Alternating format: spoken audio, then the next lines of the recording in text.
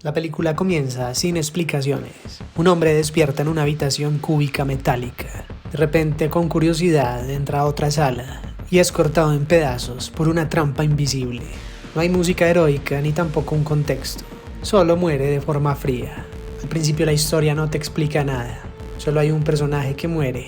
Y no hay tiempo de adaptarse. Solo nos cuenta una cosa. Si entras a este lugar, puedes morir en cualquier momento. Y obviamente, esta muerte no fue un accidente. Luego vemos a un tipo llamado Quentin que despierta y encuentra a una mujer llamada Living. Ninguno de los dos recuerda cómo llegó ahí y las habitaciones son iguales. Cada una de ellas tiene números grabados en las paredes. No hay ventanas y no hay salida visible por ahora. Es un cubo que no solamente encierra a las personas que están ahí, sino también las identidades. Pues ninguno de los dos sabe quién es quién ni por qué está ahí. Entonces aparecen otros personajes, una mujer llamada Holloway que es doctora, un tipo experimentado llamado Renz y un sujeto que está herido llamado Ward. El hombre mayor es un tipo que ha estado en la cárcel varias veces y es experto en fugarse, así que se le ve tranquilo y parece analizar el lugar para descubrir la salida. Entonces encuentra algo que va a ser crucial para esta historia. Algunas de estas habitaciones tienen trampas y otras no. Entonces, al parecer, este lugar tiene algunas reglas, lo que hace que estas personas tengan algo de esperanza. Pero, en este lugar, entender las reglas no significa sobrevivir. El tipo mayor, confiado, entra a una sala que parece segura, pero una de las trampas se activa y muere de forma brutal. Él parecía ser el líder que los estaba guiando, pero ahora que cayó, el miedo se instala entre los demás. Y aquí parece que se logra entender que en este lugar no castigan la ignorancia, sino la confianza. A partir de aquí, nadie vuelve a sentirse seguro. Todo es bastante extraño y las habitaciones generan un color. Algunas son rojas, otras verdes y otras azules. Entonces Living analiza los números y nos damos cuenta que es muy hábil en matemáticas. Descubre que los números indican factores primos, posiciones y peligros, y que al reunir todo esto, el cubo es una ecuación gigante. Pero no todos lo entienden y no todos confían. Y parece que ella tiene una ventaja al tener esa inteligencia, pero ese tipo de poder también genera conflicto. El tiempo va pasando y revelan que llevan varias horas en el lugar. Quentin se vuelve autoritario y Holloway, la doctora, lo desafía. El grupo se divide emocionalmente y mientras el lugar todavía no los ha matado directamente, los está empujando a destruirse entre ellos mismos. Aparece un sujeto autista llamado Kazan. Todos creen que tiene algún tipo de retraso y no le dan mucha importancia. Y la doctora se vuelve prácticamente su protectora. Entonces Ward confiesa que es un arquitecto y que tiene conexión con la creación del lugar. Hizo parte del diseño del cubo, pero este no sabía para qué servía, solo cumplió con su trabajo. Nos cuenta que miles de personas hicieron lo mismo. Entonces aquí surge la pregunta: ¿de quién está detrás del lugar? Si nadie diseñó el cubo completo, nadie decidió matar a nadie y aún así, el lugar existe. Al parecer, este no es un sitio creado por maldad, sino un lugar creado por la indiferencia. Es como si fuera un sitio que alguna vez sirvió para algo y ahora está abandonado. Pero empieza a dejarnos muchas dudas. Pienso que tal vez puede ser un experimento del gobierno para que la gente, que puede ser un riesgo para la sociedad, tenga algún tipo de castigo. Todo comienza a volverse un caos por el tiempo transcurrido y la necesidad de escapar de ahí. Quentin se autoproclama líder y empieza a darle órdenes a los demás y también a atemorizarlos, mientras que se desespera al ver que Kazan le dan ataques de ansiedad por su autismo. Después de ir pasando habitaciones y dando vueltas por el cubo, aparece una compuerta que se abre y parece ser la salida. Entonces Holloway, la doctora, sale para averiguar cómo pueden salir de ahí. Así que entre todos le ayudan, pero ella por poco cae al precipicio. Empiezan a subirla y Quentin la mira a los ojos antes de que entre. Y de alguna manera todo su rencor y odio se revelan. Así que la deja caer y muere. Aquí la humanidad del grupo desaparece y Quentin se revela como un psicópata funcional. Ya había dejado claro que estaba perdiendo los estribos y que su desesperación lo estaba llevando al límite. Aquí vemos que cuando el sistema aprieta, la moral es lo primero que se rompe. Todo es confusión y el arquitecto no sabe cómo explicar el nacimiento del sitio. pero de alguna manera se siente culpable por lo que les está sucediendo. Cuando todo está al límite, se dan cuenta que Kazan realmente sí es un autista que tiene una habilidad con la matemática y con los números.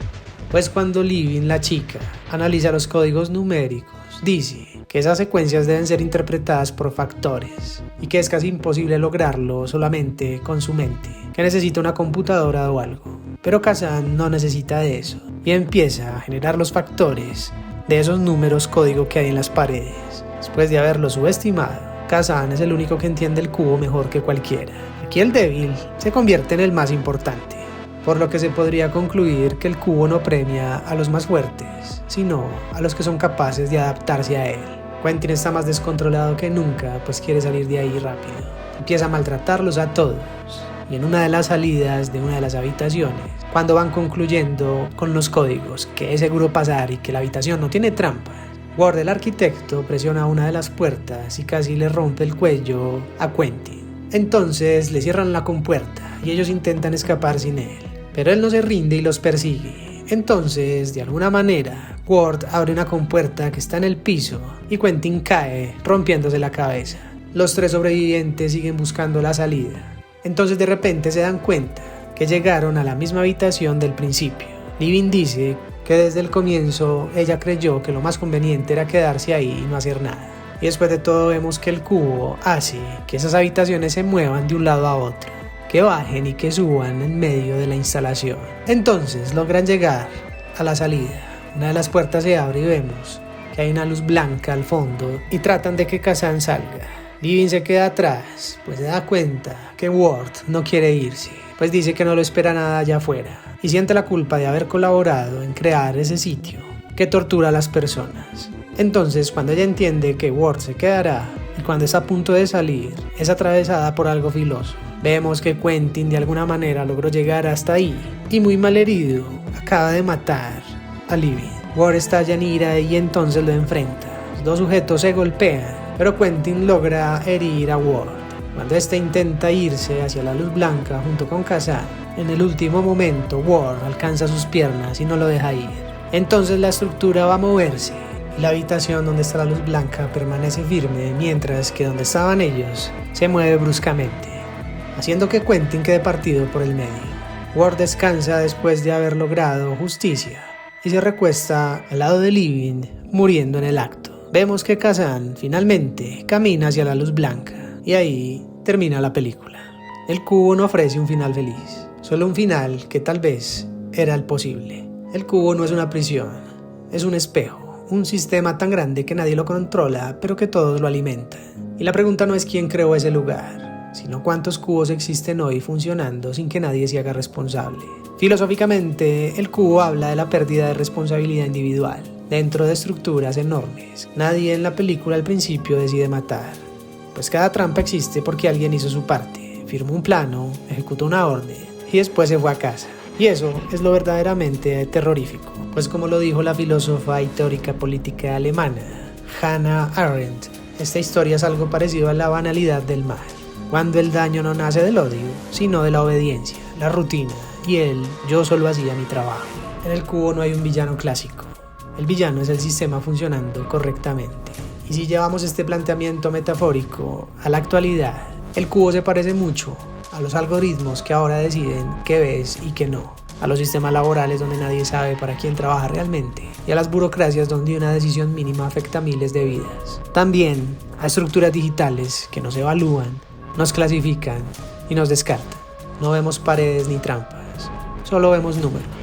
Y como los personajes de esta historia vamos avanzando confiando en que alguien sabe lo que está haciendo. Los personajes, si lo analizamos, podríamos ser cualquiera de nosotros.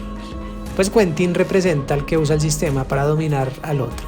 La doctora Holloway al que intenta resistirlo moralmente. Al arquitecto Ward, el que mira atrás y entiende que de alguna manera fue cómplice. La matemática Living, al que cree que todo puede resolverse con la lógica. Y al autista Kazan, al que el sistema subestima, pero finalmente necesita. El cubo no pregunta si eres una persona buena o mala, solo pregunta si puedes encajar. Y cuando el sistema deja de necesitarte, simplemente te elimina, sin explicar nada, sin sentir culpa y sin tener un rostro. El cubo sigue siendo actual porque no habla del futuro. Habla de lo que estamos viviendo ahora. Habla de lo que pasa cuando dejamos de preguntar para qué sirve algo y solo pensamos si funciona. Todos hemos estado en un cubo alguna vez, en el trabajo, en el estudio, en alguna relación tóxica o en la burocracia de los gobiernos. Solo me queda una pregunta: ¿cuál es el cubo del que te gustaría salir hoy? And he's not coming. Of course he is. No way. You look at yourselves.